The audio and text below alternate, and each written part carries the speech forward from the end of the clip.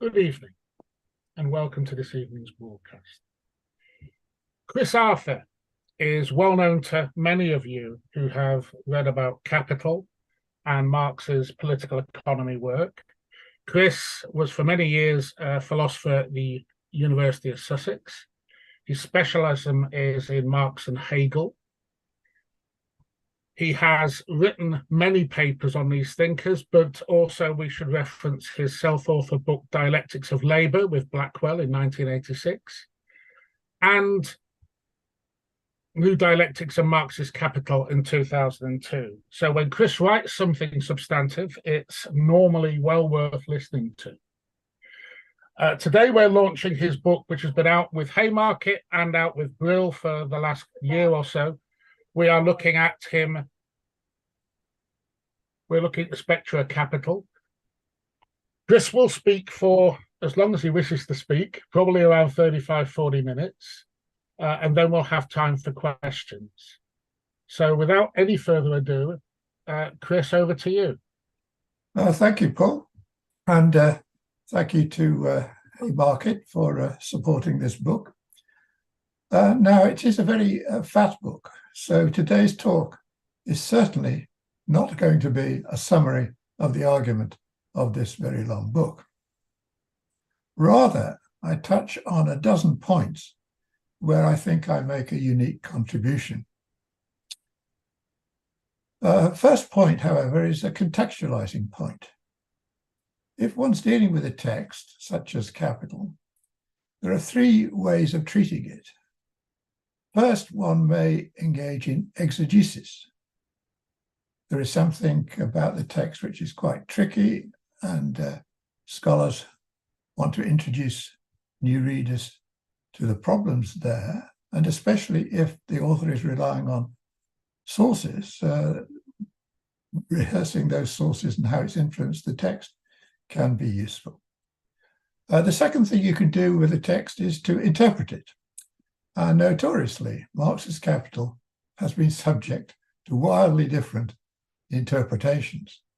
And this, of course, is when we get the usual scene in such seminars of this as quote throwing. One interpreter says, my interpretation is supported by such and such quotes.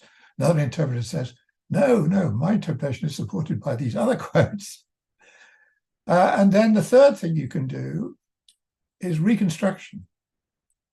One may decide, as indeed I decided, that Marx's text is in fact muddled, and one wants to reconstruct it in such a way as to produce a coherent theory. Or one might say, oh, Marx is hopelessly out of date. He's using gold money. What about paper money? Have we not got to reconstruct the theory to take account of that? Well, point two is my own biography here. My own research path followed the above outlined distinctions, beginning with exegesis and ending with a radical reconstruction of Marx's theory. So I started out getting stuck into the obvious need for exegesis of tricky passages, but then I found I was forced to take a view on the correct interpretation of Capital. My view took seriously Marx's acknowledged debt to Hegel, and hence looked askance at the Ricardian residues in the text. Finally, I concluded that Marx was himself muddled. The Ricardian and Hegelian elements are not coherently united in his work. So in my opinion, the question, what did Marx really mean, has no answer. In my view, the text is impossible to interpret consistently. There is nothing for it then but to reconstruct the theory. So in researching and writing The Spectre of Capital, I abandoned the project of giving a correct interpretation of Marx. What I provide in the new book is what I myself think about Capital, drawing on Marx to be sure, but adding in a healthy dose of Hegel's logic. What I aim at then is entirely substantive. Even though I draw heavily on Marx and Hegel, their views are not my concern. I just steal from them for my own purposes.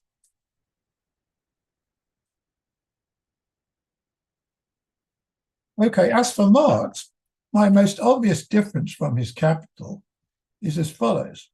I postpone discussion of the labour theory of value until the form of capital is adduced, and I provide a political theory of the source of value in labour. And I'll come to those points at the end of the talk. Point 3, content of the book. The first part of the book covers chapters on social form, the actuality of the ideal, and systematic dialectic. With the ontological and methodological background established, I give a systematic dialectical presentation of the forms of capital, rising from abstract to concrete forms of it. I show that capital is an idea in Hegel's sense. My presentation of the dialectic of capital is divided as follows. In division 1, I present the value form, commodity, money, capital. That goes up to the general formula for capital. In division 2, on the capital relation, that's where I first discuss labour. And division 3, on the system of capital, this covers themes present in much of Marx's 3 volumes. Now, in the talk today, I concentrate mainly on the first half of the book. Now, point 4, I deploy the systematic dialectical method. This systematic dialectical method follows from my presentation as a social form that rests on the logic proper to the peculiar character of its object. My method of logical development of value is rooted in the observation that the practical movement of exchange is analogous to the movement of thought, in that there is generated a realm of pure forms which stand in logical relations to each other, all content absent it. In the book, the systematic presentation draws on Hegel's philosophical logic. It is unconcerned with recovering the grand narrative of his philosophy of history and relating it to historical materialism. Rather, it's focused on his logic of categories. Here, this is taken to be architectonically homologous with the social forms of capital. Moreover, Hegel's systematic development of categories is directed towards articulating the structure of an existent totality, showing how it supports itself in and through the interchanges of its inner moments. This presupposes that the totality is structured by internal relations, by definition so in the case of the logic, of course. But I argue capital is such a totality. A theory of active social form, especially the value form, requires a systematic dialectical presentation there. However, the scope of this project is restricted to a theory of the purely capitalist society.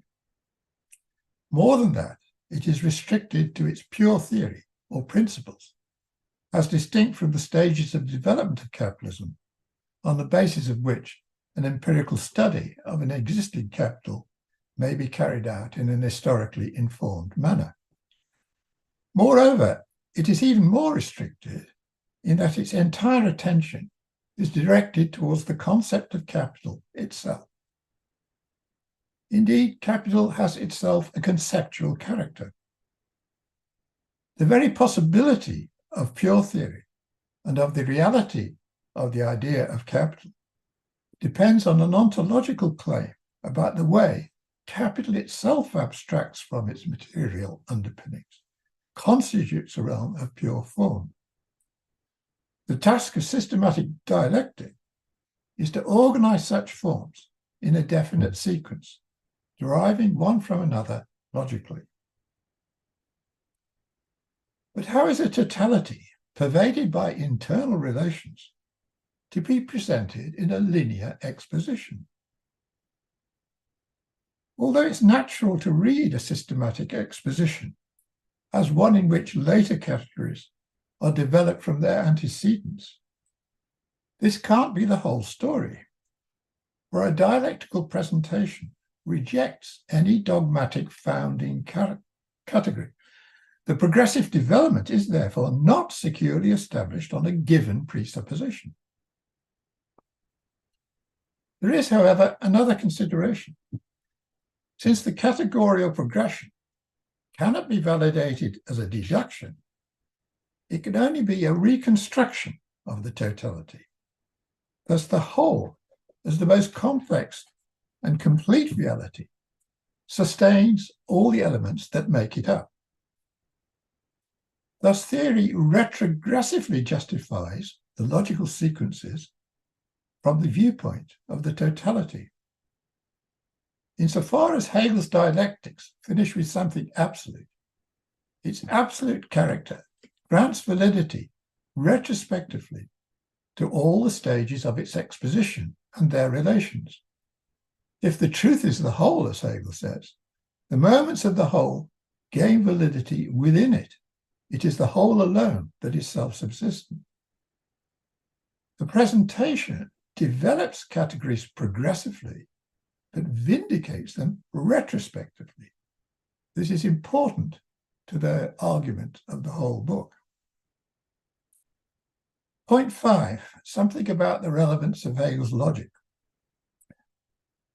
My account is unusual in the tradition of Hegelian Marxism, in that it does not rely on a view that Hegel provides a method of general heuristic value.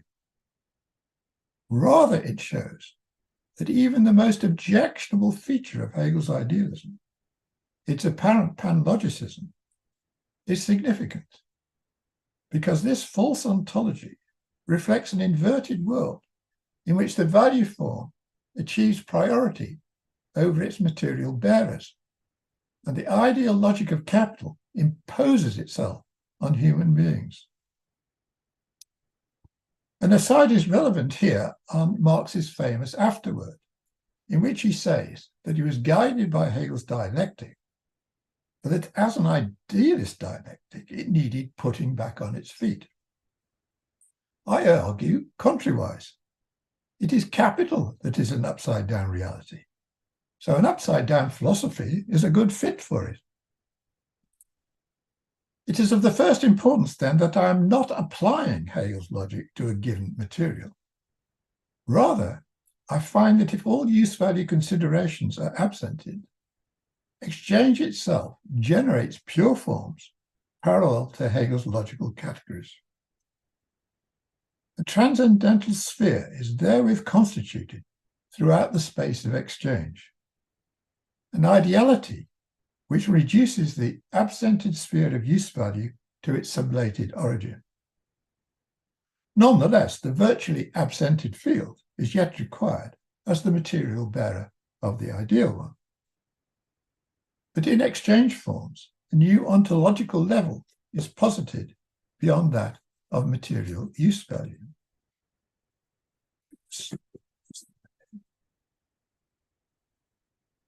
Point 6, the homology thesis.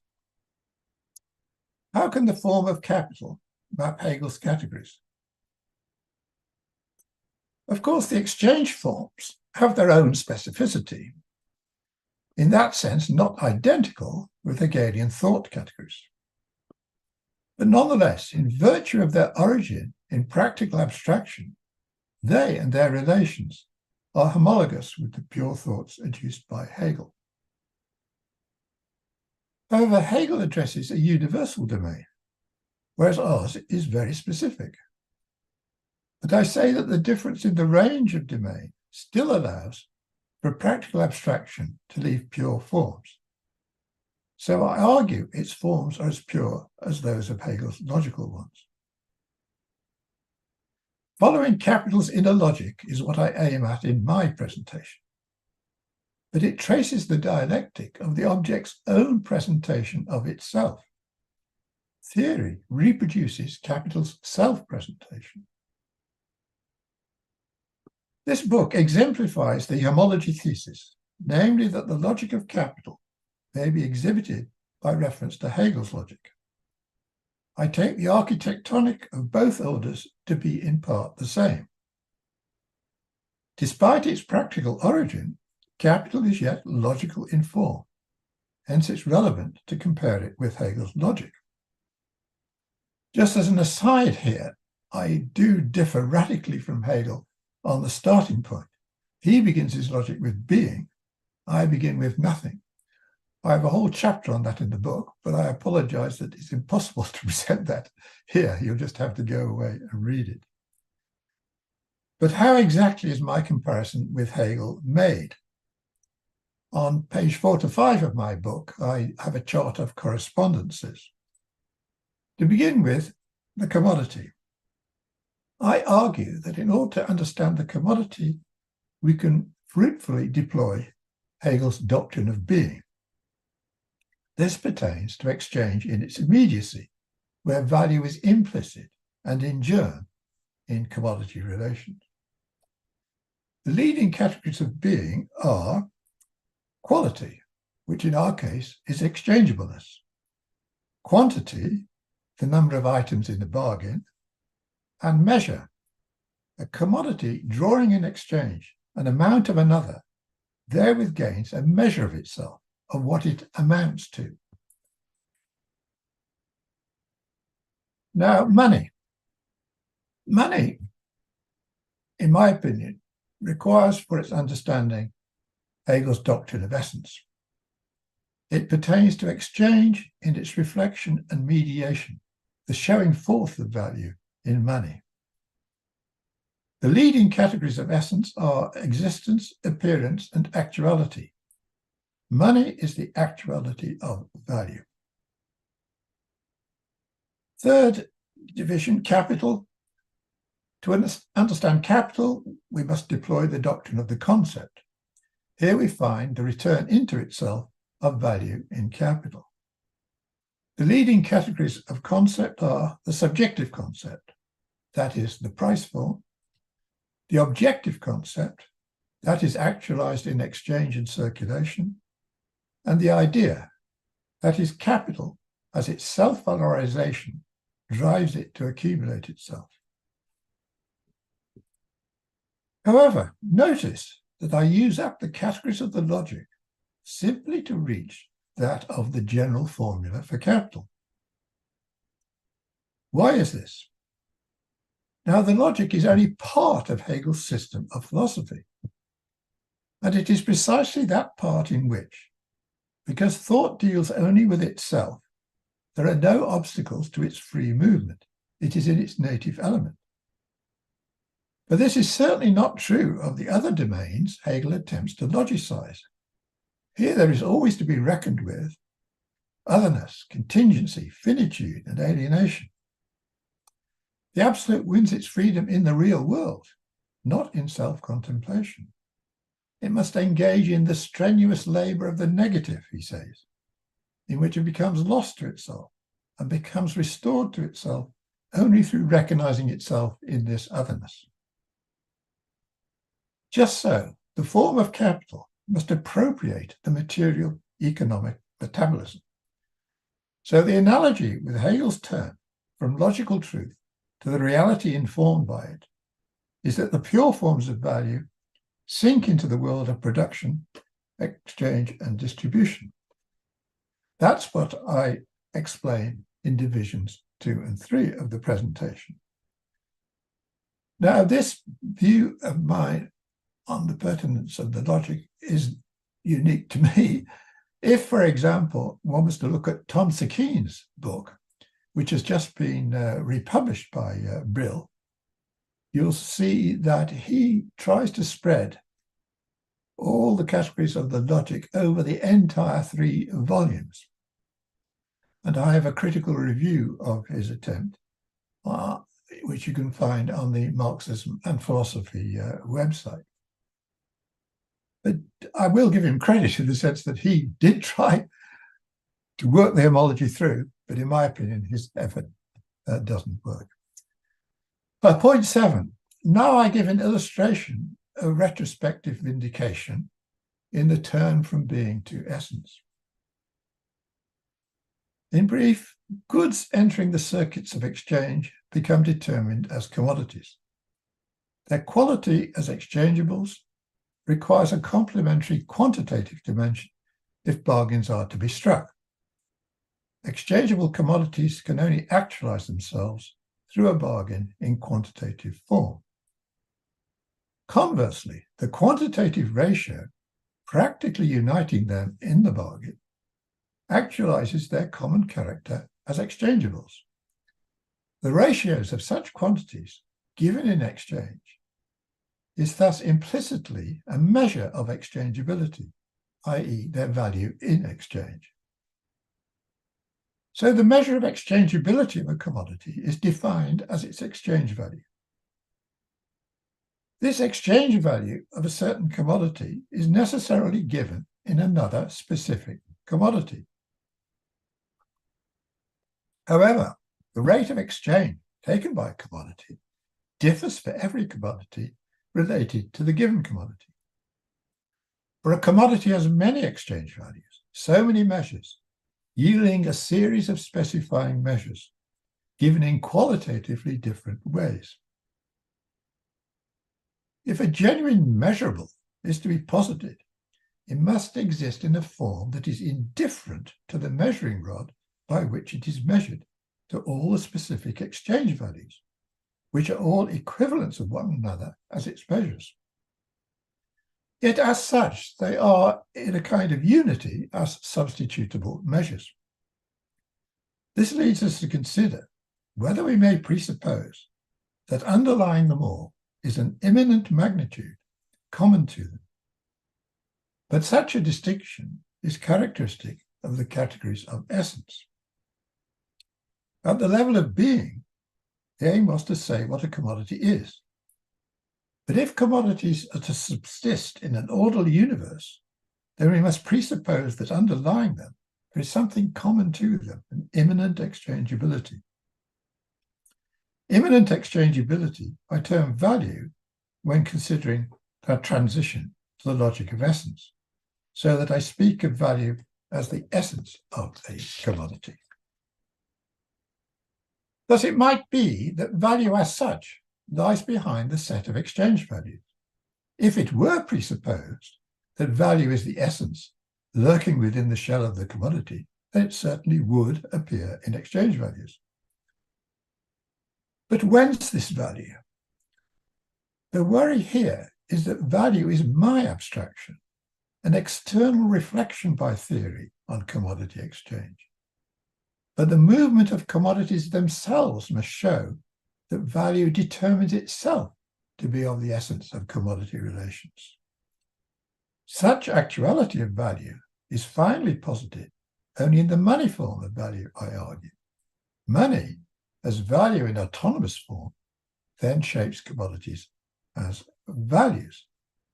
So you see, we presuppose that underlying exchange value is value, but we cannot vindicate that claim until the commodities themselves have developed the money form. It's the money form that says, hey, value exists apart from commodities. Okay, now point 8, substance. Now this is somewhere where I differ from Marx. I have my own notion of substance. Value moves in my systematic presentation from a relation to a property to a substance with money to a subject with capital as self-valorizing to an idea, the capitalist system. Value as substance I identify with money then. This presentation of money as the value substance is a very different use of the term substance from that view which considers labor as the substance of value. The latter use of the term equates with stuff or material, with what value is made of, so to speak. Here, in my development of the value form, value is present as itself a substance, of which the particular body bearing it, for example, gold, is merely a transubstantiated outer shell. So I never speak about the substance of value at all.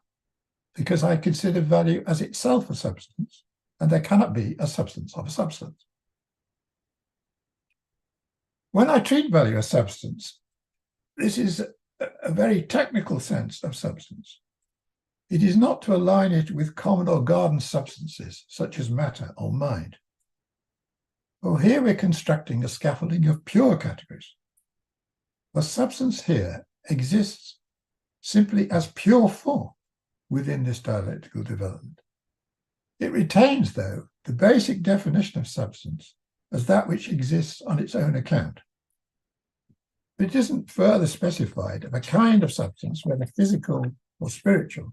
It's simply its logical form brought to life through the peculiar constitutive role of money.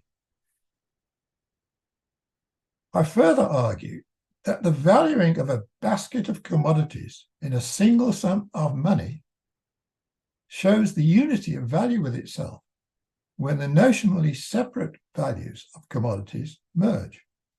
The merging of such values in a single sum of value is the highest point of the form value as substance. This implicit infinite unity of substance is sublated in value as concept, explicitly put in the capital form.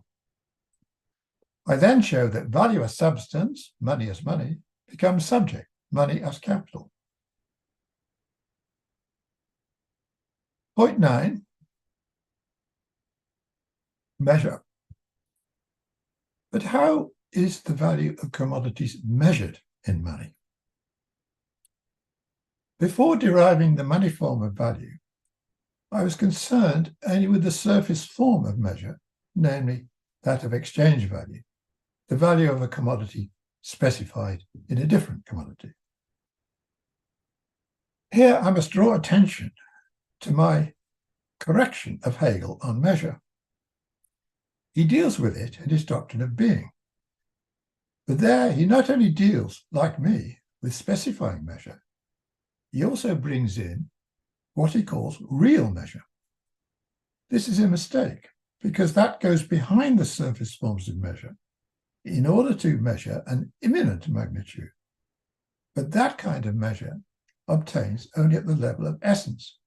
So it's at that level I treat money as the value measure. However, there's a problem about the notion of imminence here. Such a magnitude of value is actual only if it has a metric. Yet the magnitude of value is presented initially in value as substance only as pure imminence with no metric already given. So the metric is imputed only when money posits the presupposition that value has a measurable magnitude. But this is only actual through a monetary medium that imputes a definite value to a commodity only in the very process of giving it measure.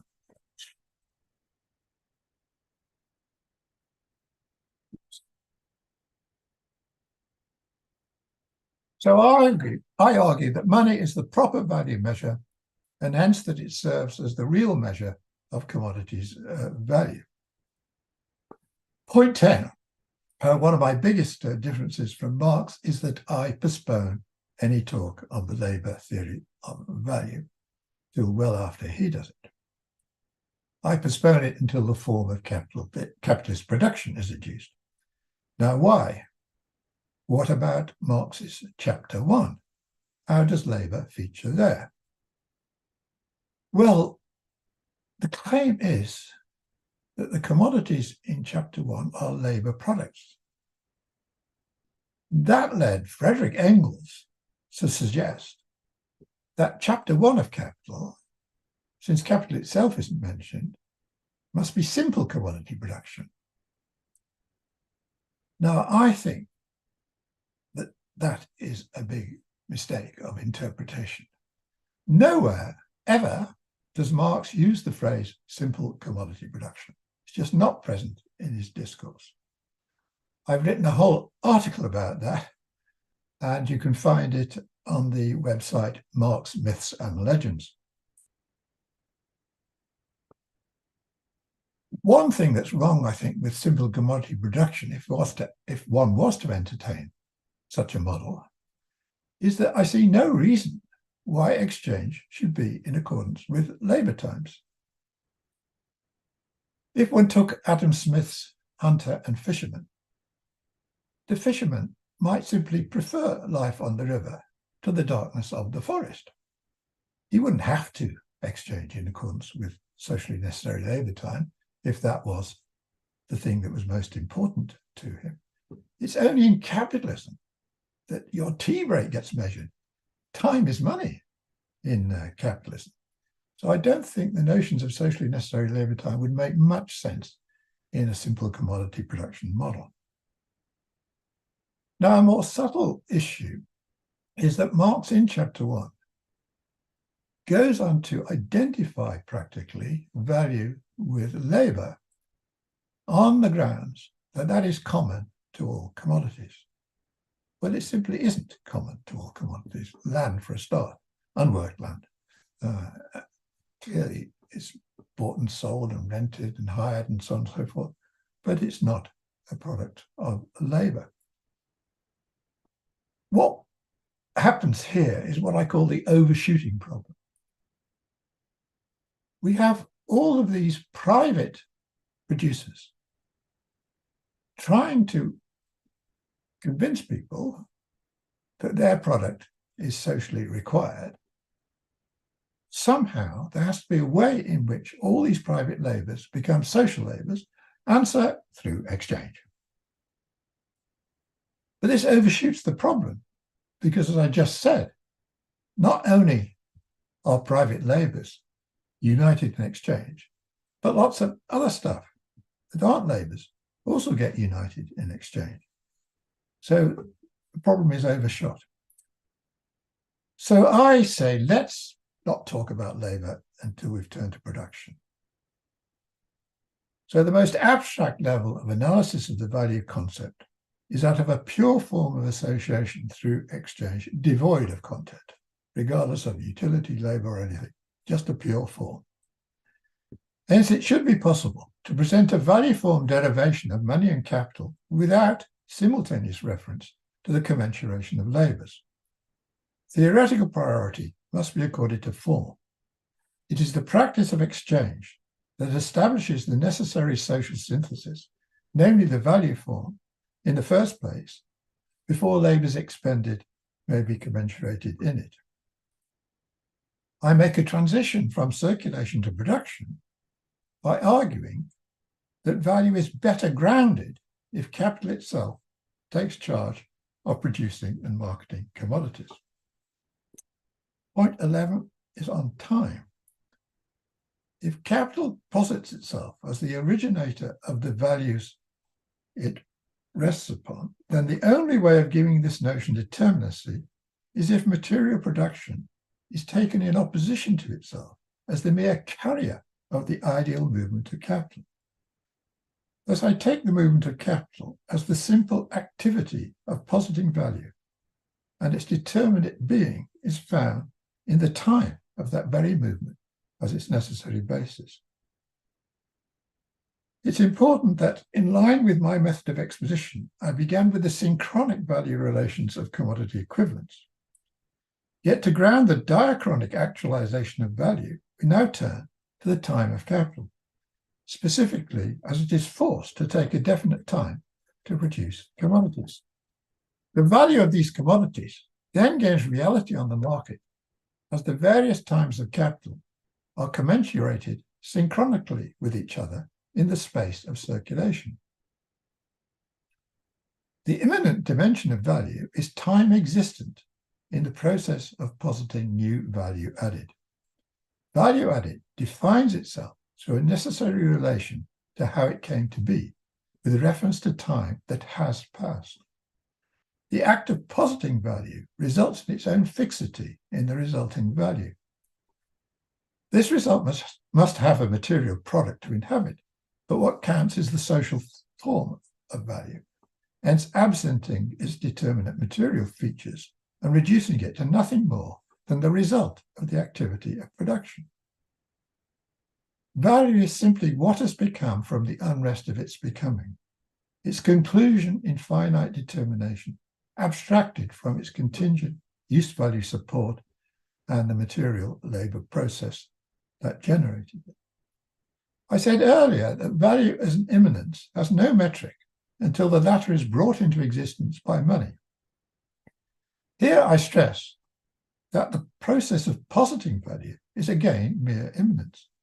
Albeit known to be a process taking time, it lacks the determinacy of magnitude until this immanent time is retroactively imputed when the synchronic determination of values on the market is achieved.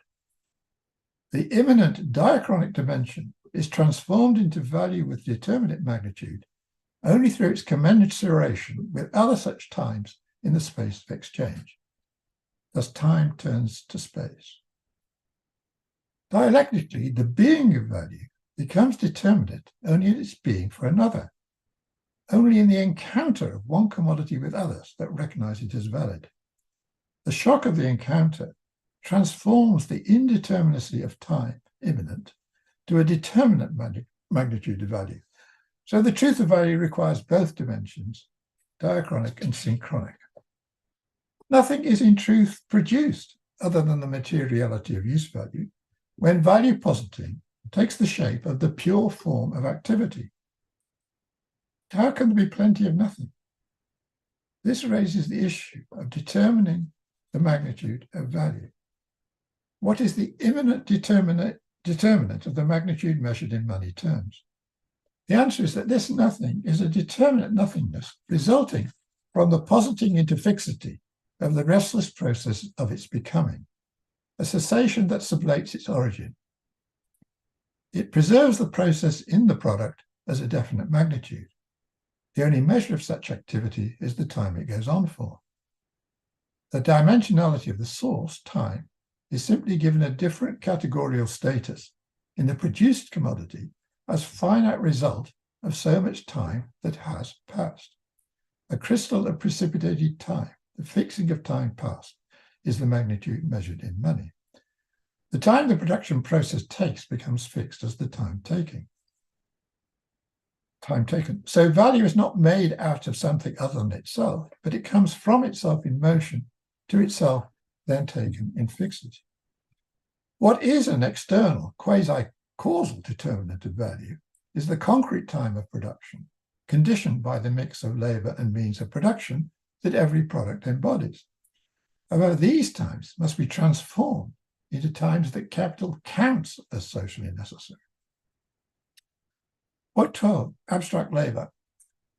Insofar as labour time is reduced to pure time by capital, all its materiality is absented, labour therewith being counted as an abstraction of itself. As it is inseparable from the movement of capital itself, living labour is therefore determined as the carrier of the time of value positing. Just as the useful character of the commodity is abstracted from in the resulting value, so must the labour that produced it be abstracted from.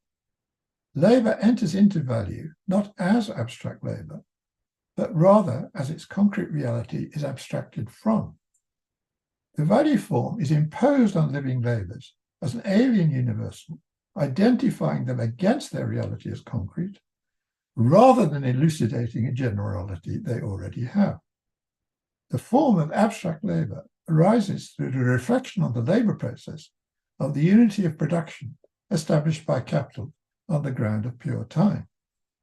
All the material differences of labour are absorbed in the homogeneity of the valorization process, and this posits the labour process virtually as a universal production process carried out by undifferentiated human labour.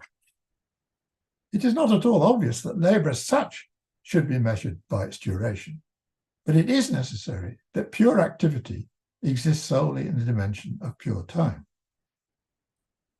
Abstract labour has no meaningful existence unless it is conceptualized as abstract by capital.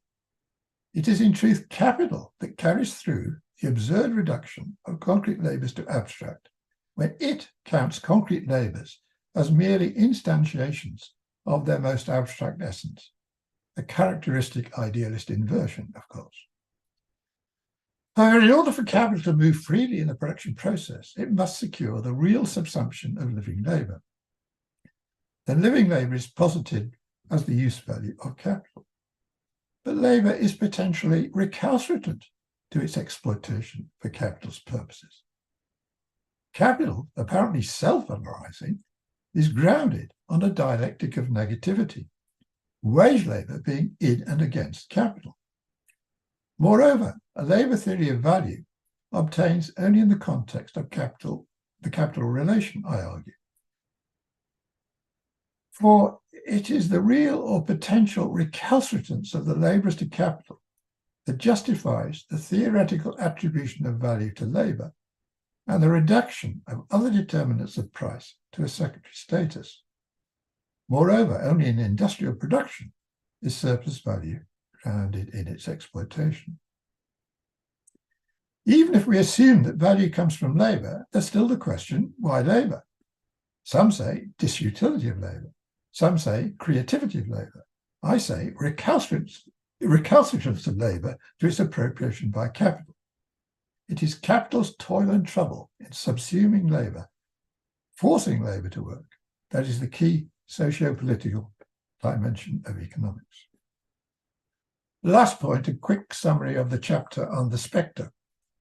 So far then from value being some mundane material property or stuff, it is a shape opposed to all materiality, a pure form which takes possession of our world in the only way it can, through draining it of reality, as an ontological vampire that bloats its hollow frame at our expense.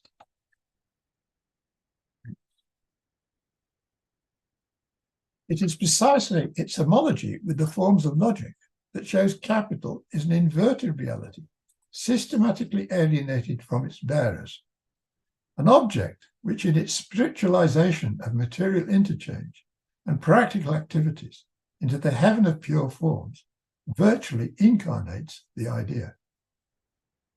But capital as idea may be taken too statically. Considered as the active process of absolute negativity, it is absolute spirit. This spirit, the spectre of capital, takes possession of our world and our labours. It shapes them according to the aims of capital. Epochally, the spirit of capital has made itself the absolute horizon of our endeavours. Thank you for your attention.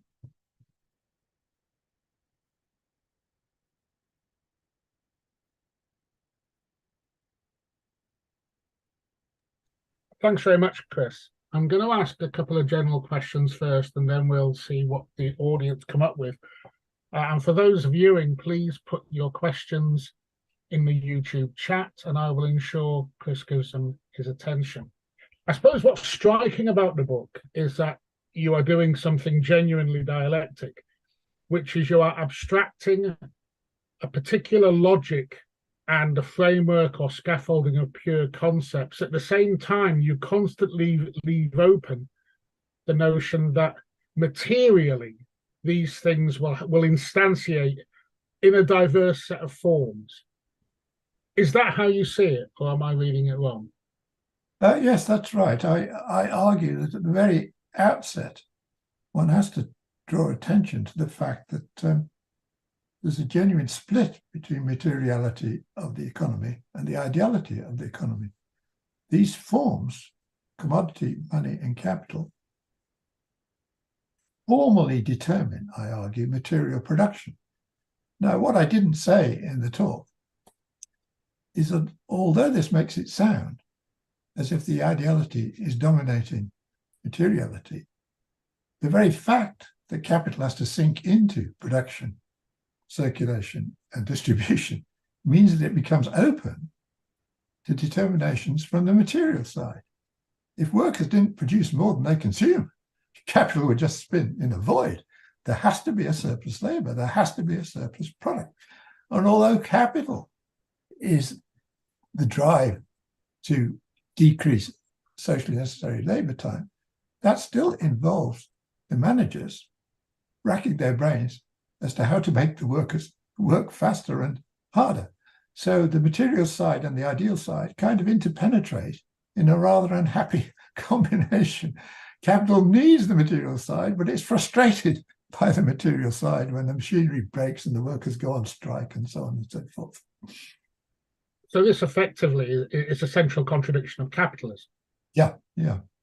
Okay. In that sense, what's particular about your analysis is the importance of the epistemological and methodological notion of abstraction, and particularly where abstraction of pure categories, and those pure categories, if you like, rules and framework, relate to actually existing historically contingent circumstances. Yeah. In that sense, do you see any affinities here with, for example, Sonratow's real abstraction, and particularly the special quality of money as a real abstraction? Yes, I don't think Sonratal is particularly good on money, but he's very good on abstract labour, of course. Yes, I worked for a while with real abstraction, but Patrick Murray pointed out, I think, that more accurate is practical abstraction. So now I use the expression practical abstraction, which, as you're right, no, I'm getting confused now. That's Rubin, isn't it? You were talking about Sonratal. Yes, sorry, I slipped a gear. I was talking about how Rubin developed the notion of real abstraction, didn't he? Not Sonratal? No? Sonratal developed it. Oh, right. Yes. And Sonratal, yes, he is very struck by the peculiarity of money and how it poses definite philosophical problems. So I was influenced by him as well as by Rubin. Okay. What would you say are the political implications of this analysis for revolutionary organisation and activity? Not very clear. I'm usually accused by people of pessimism, but don't shoot the messenger for bearing the bad news that capital really is epochally dominant. And how does it keep on reproducing itself? So what I am primarily studying is the strength of our opponent, so to speak. And I haven't done very much in terms of the counter-subject, the working class. I do have a chapter on it in my second big book, I think. My sense is that this will be a question of the worker's experience in the factory. And not only the factory, of course, there's all kinds of intellectual workers involved in computer programming and this, and that, and the other. Aren't these people going to get a bit tired of subordinating themselves to the advertising industry? Would they want to do something more useful with their intellectual labours? And of course, we have the problem of ecology. Capital is destroying the world at a tremendous rate, and that's waking up people who wouldn't necessarily be woken up by anything they're doing at work, which they just accept. But I have no specific theory of revolutionary organisation or anything like that. Yeah, I mean, I don't think it's necessary to have a particular theory of revolutionary organisation, because one of the things that strikes me about your book and what you've said is if the prevailing logic of capital is driving us forward and sustaining itself, and our best way of understanding it is through this scaffolding, as you've put it, of pure categories, it leads you to the point where rather than particular action, which seems to come up against the manifestations of these categories in their actual forms, in their context and conjunctures, what you have to wait for is for those contexts and conjunctures to actually rupture themselves, for those contradictions to become so load-bearing, in a sense, as you just said, that they can no longer be tolerated. And in that sense, I suppose ecology, partly because it is the material instantiation of value, what we get to exchange in value is largely material. It's ecology and the ecological nightmare ahead that is going to determine change in capital, change in this scaffolding, because the scaffolding can no longer support the weight of the burden to it. Yeah. In the book, I say capital faces two others of itself, which you can never finally subdue. Its internal other is labor, and its external other is nature. And it's of its very character that capital is unable to recognize what the economists call externalities. I rather like the formula that the working class is in and against capital. Now, Postone, if I remember well, draws the conclusion that because labor is in capital and it's only concerned with wages, it can't possibly be the revolutionary subject. But I think he's forgetting that labor is also against capital. They sacrifice themselves working too hard on assembly lines. So from that point of view, it's a very contradictory position. Why shouldn't they work for themselves instead of capital? Okay. Silver Shenlong says, thank you for a fantastic talk, Chris. One of the things that you have spoken about is how capital retroactively changes time. Do you have any theories of how time could otherwise be organized?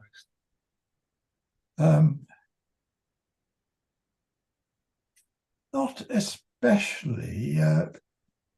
Capital imposes this very peculiar blanket category of time.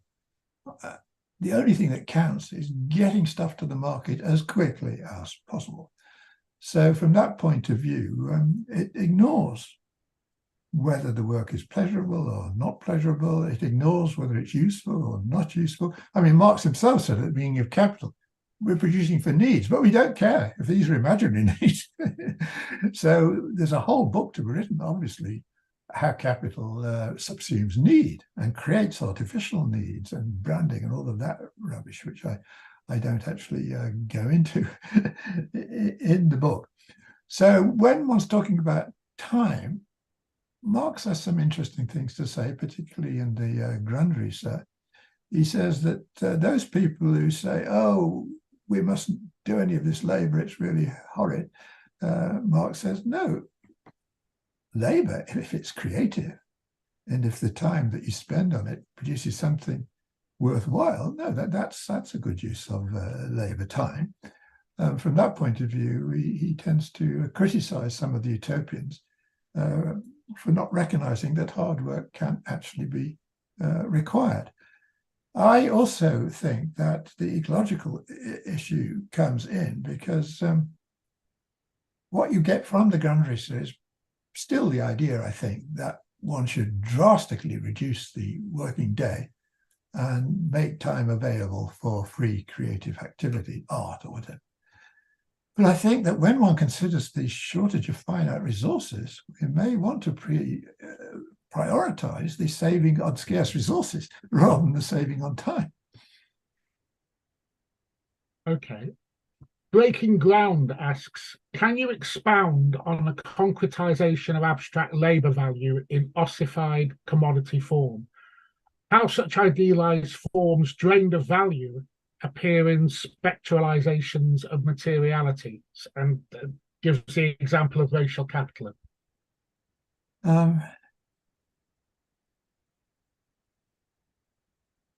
Yes, capital, as I was just saying a moment ago, wants to get stuff to market as quickly as possible. And from this point of view,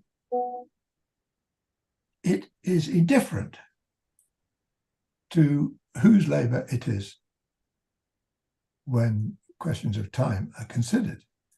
So I think it's unfair to criticize Marx's Volume 1 for being sex blind. Volume 1 doesn't require any reference to the fact that human beings come in sexes. That's at a much more concrete level of abstraction. And this is where capital does run up against and also exploits contingencies. So it's very striking that sometimes women are pressed into work, especially during wars. Other times they're told, oh, go back into the home. That's your domain. This is a contingent thing, whether capital does or does not find it useful to exploit that difference. And the same with racialized capital. It's very striking, I think, that in the case of South Africa, it wasn't actually consumer boycotts that brought about the fall of apartheid. It was international business, which felt, look, we can't do business with a country in which most of the workers are unskilled. And we face all these barriers to our free movement. That's why I think apartheid ended, because it was in the interests of capital to end it. In other places, of course, it's in the interests of capital to preserve the split in the working class between black and white or men and women or whatever. So I think my stuff is at a very high level of abstraction, and it's not much use for people who are interested in these contingent material things, even though, of course, these are immensely important practically. I take that point, but I also think that in a sense, whilst it's a high level of abstraction, you do constantly gesture towards the practicalities and instantiation of capital in particular contexts and conjunctures, because it's not developed in the book, because you're mainly working at that level of abstraction. It doesn't mean it's there. It doesn't mean it isn't there. And one of the things that struck me particularly about your discussion of value and quality and quantity is that as capital produces quality, it is almost exclusively determined by its quantity. So quantity becomes quality. And that dialectic is well known from chapter 1 of Capital. But you have a very, very specific way of phrasing it, insofar as we talk about quality and value, quantity drives it because quantity drives value for capital, for extraction, for surplus. Yes, I make the point in the book, I think, that Hegel, I don't make this point, but Hegel, in fact, is quite contemptuous of quantity. And he thinks maths is really a bit of a waste of time, almost. But capital is very interested in quantity. So in my logic, I am very interested in prioritizing quantity almost over quality. So I don't worry too much about the qualitative differences of products, because what counts is how much you could sell them for, which is a quantitative dimension. And I think capital's always stuck in these kinds of contradictions. I was always very struck by the one size fits all, which is just bad. One size doesn't fit all. But in order to tool up, they felt it'd be good to persuade people that it did. But then they shift to the qualitative sale. This is just for you. You are worth it. You've got this special brand that nobody else has. So they're continually floating, aren't they, between these two ways of addressing production. Should it be offering quality, mostly fake quality, of course, or should we pay attention solely to quantity? Yeah, and I mean, I think one of the things that comes out of that is the extent to which the price mechanism and quantity and how it's valued becomes extremely contingent, because there's no overarching, as you say, no overarching yardstick which determines one commodity against another in relation to value. It's actually a very open and contradictory system where often the value attributed to a particular commodity, its exchange value, makes no sense at all. Yeah. Is that something you concur with? Yes, definitely. Oh, I see we have a question about allowing comrades to engage in the very system they're seeking to destroy. I think I already answered this by drawing attention to the very useful phrase in and against capital. There was a utopian movement in around 68, both in the Black Panther movement and also in the White Panther movement, where the idea was, in the White Panthers, they called it a conspiracy. You don't go and buy shoes from a capitalist firm. You go to a local independent shoemaker and buy shoes from them. And they seem to think that simply by expanding this sector, we would defeat capitalism because it wouldn't have anybody to sell to, because we'd all be buying. Now, that is a fantastically utopian idea, because clearly to make stuff requires quite expensive machinery, and we haven't got the capital to do that.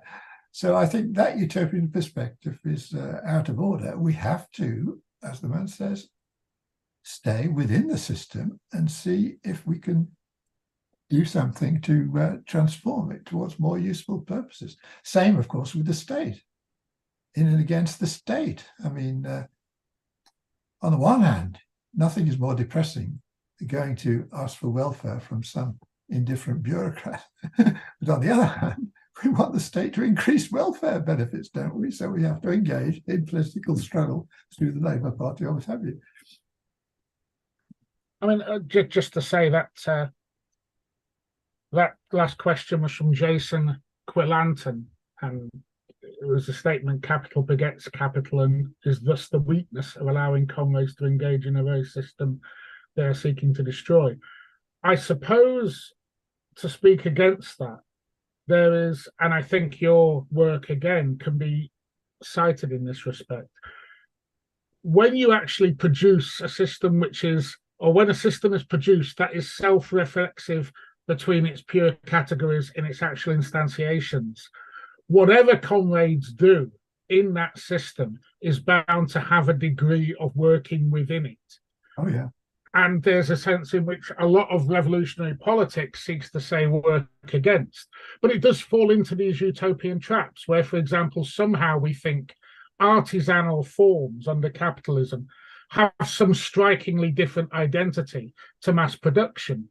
When, as you say, or I think you say, the reality is it's the precisely mass production that may well be the point of contradiction and what we need to seize. Yes, I'm very reminded here of Bellamy and Morris. Bellamy constructed a utopia based on mass production, and stuff would be delivered to your house on an escalator or something. And William Morris was outraged by this. And he said, no, we don't want that kind of utopia. So in News from Nowhere, he built in the idea of artisan production, of craft production, and even had people offering to ferry people across rivers just so they could do some hard labor. He thought that might be good for people as well. I mean, I suppose one consequence, or drawing from one thinker with what the appropriate activity would be the sort of McIntyre and defense of tradition and practice, but actually at the outliers of a system, which I've often thought to an extent doesn't challenge the system at all, but certainly allows revolutionaries at the edge of the capitalist system to at least live and experience what they want, how they want to organize. Although, again, this appears to me something that requires resources from capital to begin to set up. Yeah, exactly. The problem of resources, especially when capital controls them, is a biggish problem.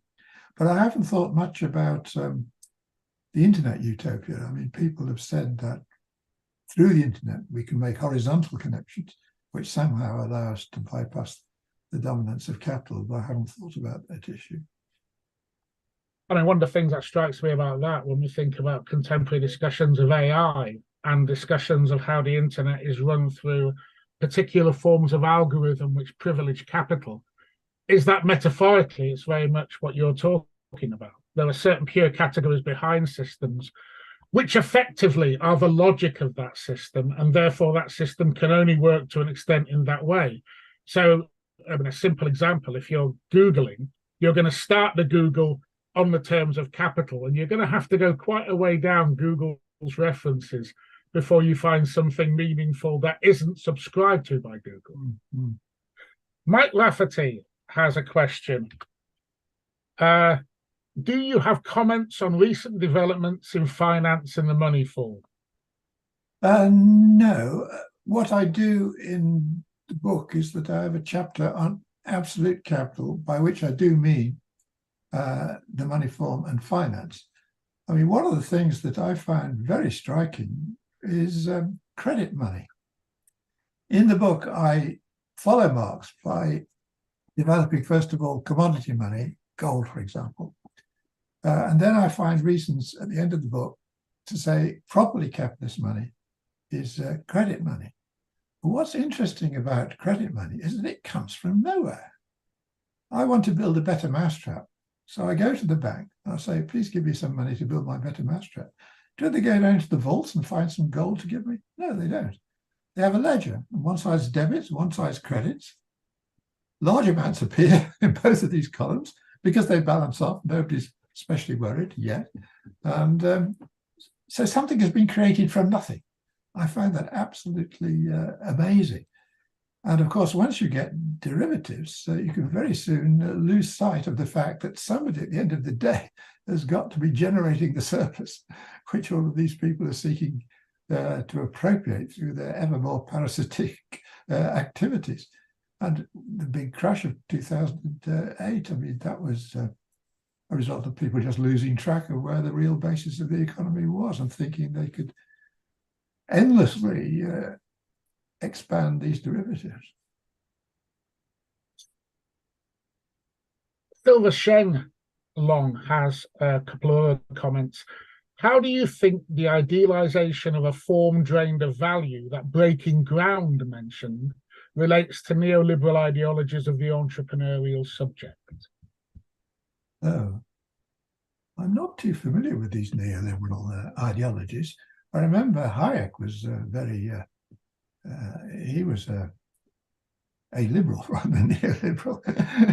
He felt that the problem with the economy was that it wouldn't work unless we had these entrepreneurial subjects who spotted niches in the market and rushed to fill them. And somehow, through all these individual actions, there would emerge what he called a cataplex, I think, a system that worked. Nobody was in charge of it, just these individuals doing stuff and fitting into each other's activities spontaneously. I mean, one of the things that struck me, and I don't know quite how these ideologies relate to it, is that we have to recognize that capitalism has immensely strengthened itself by inventing the corporation, and particularly some of the rules favorable to corporations, such as the fact that when you go bankrupt, you don't have to actually pay anything because the corporation carries the burden of the debt, limited liability. That's a tremendously crooked scheme. And but corporations themselves, therefore, are quasi-subjects. They own stuff, they exchange stuff. From a legal point of view, a corporation is a legal person and can do all the sorts of things that persons used to do. So I think that's quite interesting. But of course, the big corporation will suffer from problems of bigness and right hands, left hands not knowing what they're all doing.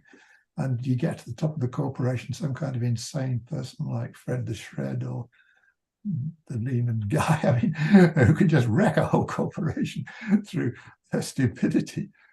But I don't know quite what the reference is there to neoliberal ideologies.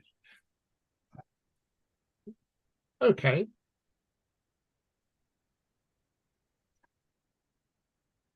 I also have another question or comment from Silver Shenson.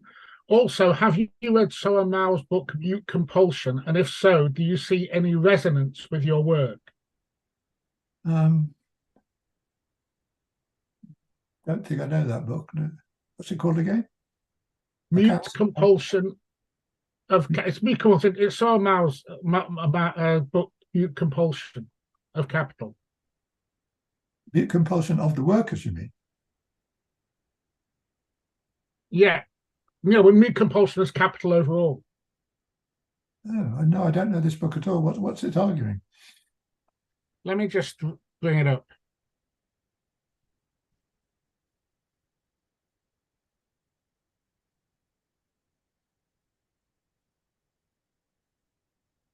It's called Mute Compulsion, a Marxist Theory of the Economic Power of Capital by Soa Mao.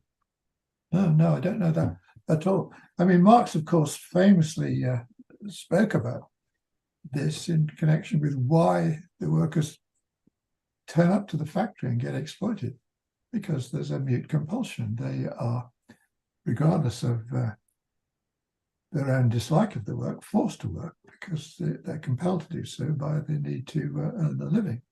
And one of the new things that's happened, though, is that the workers are also enmeshed on the consumer side with the ever increasing burden of debt, whether it's mortgages or credit cards or whatever it is. They are trapped in that system. So from that point of view, capital has two ways of compelling us to obey its edicts, both on the production side and on the consumption side. I'm familiar with the text, and I think what is perhaps interesting about it is both of them, both your text and his in different ways, develop a critique of capital that talks about the way in which the very system itself, as opposed to actors within it, encourage a particular, if you like, absence of resistance or acceptance of layers of capital logic, of capital imputing itself upon the range of different actors. And your own comment earlier on 2008 is an interesting one, because in a sense, 2008 is a moment when the scales fall from people's eyes, when there is a sense in which capital is exposed for its bankruptcy in the so-called production of value, which has no value whatsoever. Because it's very clear that 2008 is produced by trading in some things that are absent of any value at all. They're simply ciphers within a system.